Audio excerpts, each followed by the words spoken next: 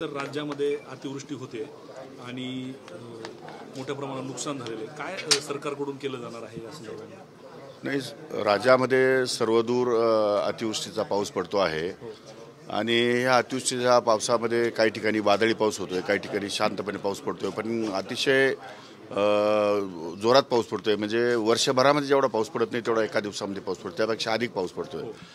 त्यामुळे बऱ्याच ठिकाणी जमिनीवरती काही शिल्लक नाही आहेत, परंतु जी काही फळबागा आहेत त्या फळबागांचं नुकसान मोठ्या प्रमाणावर होतंय.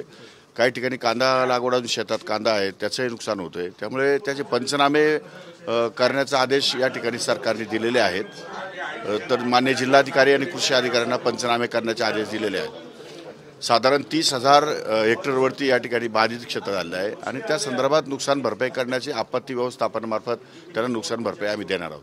मे मध्येच पाऊस होतोय सर, त्यामुळे आता शेतकरी आता काय पाऊसाला काही करू शकत नाही आम्ही. त्यामुळे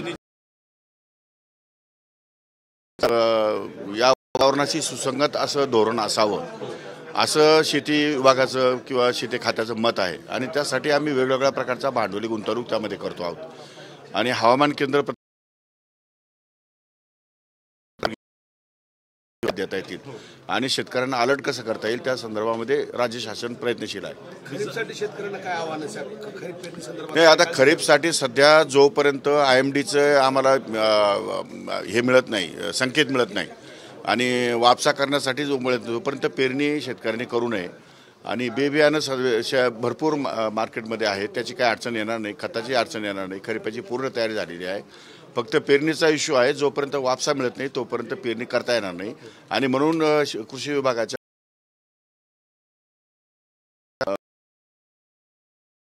आहे की विजांमुळे अनेकांचे जीव जात आहेत, तर त्या संदर्भामध्ये कृषी विभागाकडून काय केलं जाणार? त्या संदर्भामध्ये गोपीनाथ मुंडे अपघात विमा योजना आहेत, नैसर्गिक आपत्ती योजना आहे, त्यामध्ये आपण शेतकऱ्यांना मदत करतो, त्यांच्या कुटुंबियांना मदत करतो. इंटिमेशन मिळावं किंवा तशी इंटिमेशन आता IMD मधून मिळत असली तर आपण घेऊ. पण आता आज तारीख मला वाटतं 29 आहे, त्यामुळे आता अवकाळी पावसाचं प्रमाण संपलेलं आहे. जवळपास आता मोसमी पाऊस सुरू झालेला आहे.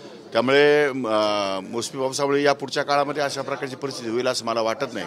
पण असं काही अपघाती जर काही गोष्ट घडली तर सरकार आपल्या परीने त्या ठिकाणी प्रयत्न करेल, मदत करेल.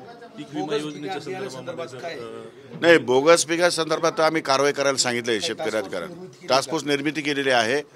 बोगस आणि लिंकिंग या संदर्भामध्ये सरकारने भयंकर सिरियसपणा घेतलेला आहे. कुठल्याही परिस्थितीमध्ये लिंकिंग होणार नाही आणि बोगस खतं औषधं येणार नाही मार्केटमध्ये, ही दखल सरकार घेणार आहे.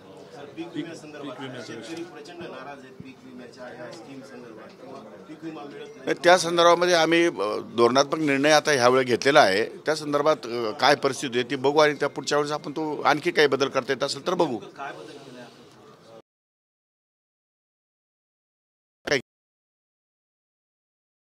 पीक विमा योजनेमध्ये त्या CSC सेंटरवाल्याला 40 रुपये मिळतात.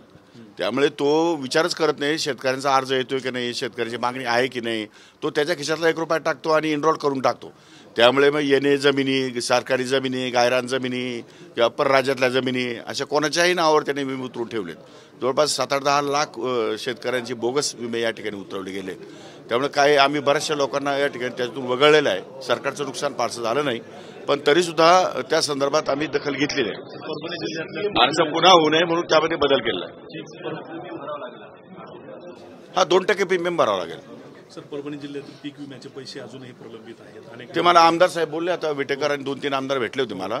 त्यांची मिटिंग मी 4-5 तारखेला लावतो मुंबईला, ज्यांचे राहिले त्यांची.